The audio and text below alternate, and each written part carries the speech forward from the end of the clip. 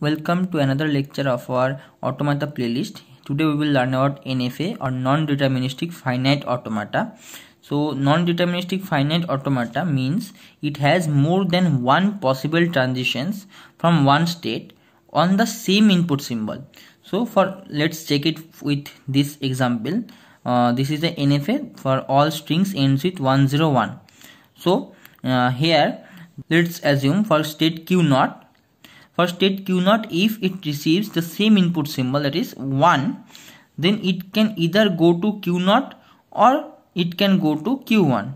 So there is two possible state or two possible transitions for same input state and same input symbol. So this is known as non-deterministic finite automata or non-determinism. Okay, so it can either go to 1 or 2 or more than that states. Okay. So this is NFA. So now let's construct some NFA. So let's see how we construct an NFA. So all strings end with 101, that is for the last three inputs we get 101. So first we will get the Q0 state and then receives input 1 and go to Q1, 0 to Q2 and 1 to Q3, the final state. So this is the last three digits. But what if the input is like 1 0 1 0 1? So for this will be done for the last three, but for 1 and 0 it will remain in the same state. For the first 1 and 0 it will remain in the same state, that is Q0.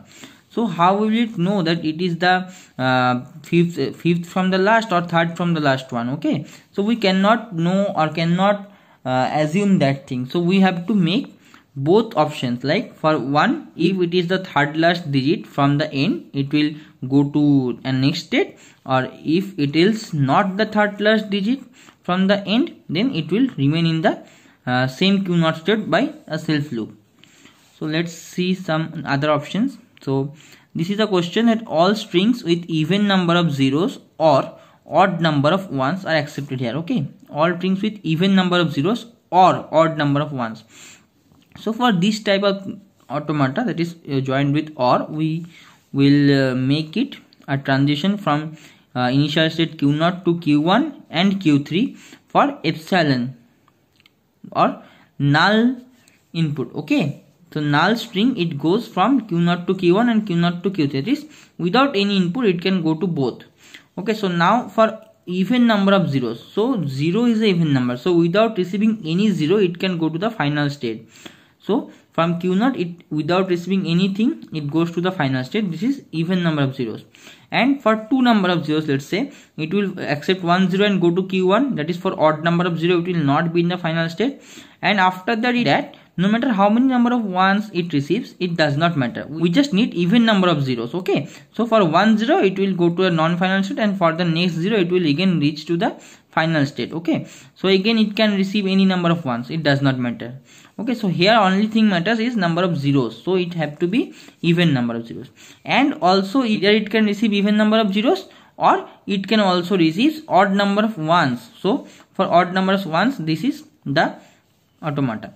So for it, if reaches to Q3 without receiving anything, so first it will have to receive 1 1 to make it a odd number of receive, and after receiving one single 1, it goes to the final state, that is Q4, and again it can go back to Q3, that is the non-final state, if the number of 1 is even. Okay, so here the number of 0 does not matter, so we will make them in the self loop. So now let's check what is the differences between DFA and NFA.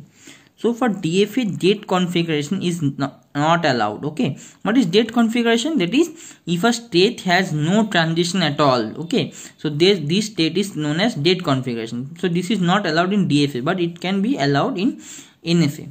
And for a DFA, we also know that null transitions are not allowed, but for NFA null transitions are allowed, as we seen here.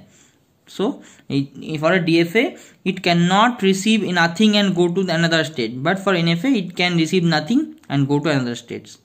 So and for DFA, the most important thing, that is the definition, multiple choices not available for one input. That is, if the machine is at Q0 state or Q1 state, that is at any state, and it receives one input, it will go to a particular input only. Okay, there is no other choice. But for NFA, if it in a state if in a state it receives a single input, it have multiple choices to go to other multiple states and it have to choose for itself. So in DFA multiple choice is not available, but in NFA it is available. And for the last of NFA we will see a theorem, that is if a language is accepted by some NFA, then it is also accepted by some DFA. So if any language, for any language, if there is an NFA, there must have to be a DFA. So how can we find the DFA? So we will see it in the next lecture, how to convert a NFA to a DFA.